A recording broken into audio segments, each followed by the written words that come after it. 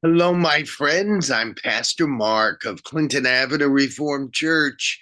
I thank you for joining me for this, our next Bible story.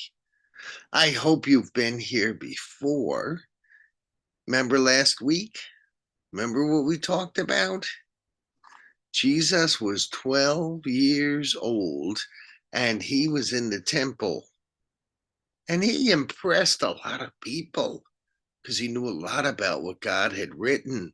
He knew a lot about God.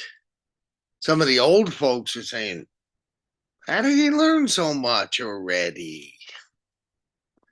Then the Bible goes very, very quiet about Jesus' life.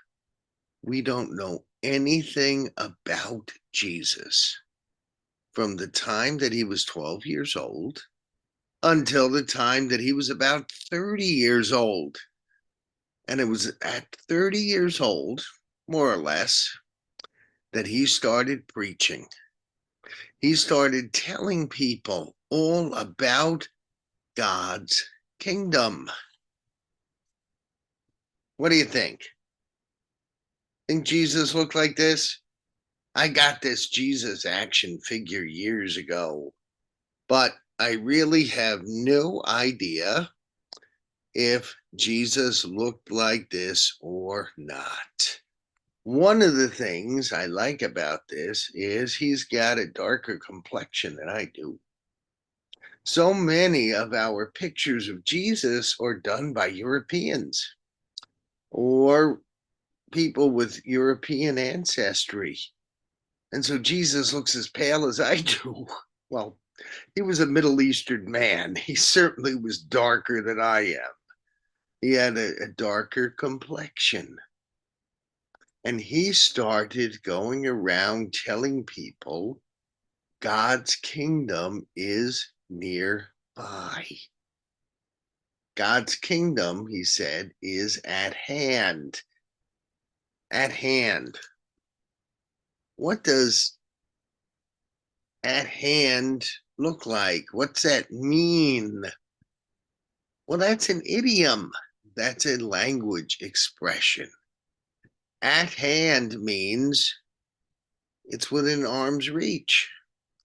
You can reach out and you can touch it. That's what that means. Jesus' message, well, among other messages, was God's kingdom is near you. You don't have to go to the temple and sacrifice. You don't have to make a long pilgrimage to meet God. God can be found virtually anywhere. The question is, are you reaching out to touch God? Are you talking to God, or is God something, well, you'd rather ignore? You know, God's complicated. Who wants to talk to God? Is that your opinion? When we don't talk to God, when we don't reach out for God's kingdom, when we don't do what Jesus told us to do, well, we miss out on an awful lot. We miss out on God's spirit presence in us. We miss out on feeling God within us. We miss out on the confidence that comes knowing God is with us and we are doing his work. We miss out on the peace of God. What's that mean? Peace of God is a confidence that even if we are going through some bad times, they are not going to last forever. God is with us always. I bet some of you grew up with Star Wars. Do you like the Star Wars movies? I love the Star Wars movies. And one of the expressions in the Star Wars movie is the Force will be with you always. Well, that's really the message that Jesus said. Jesus said, God is all around you. Reach out and touch. The kingdom's here. Reach out and grab. God is always just one prayer away. And in the hardest times, we have confidence knowing this bad time won't last forever because God's grace, God's mercy on us is incredible.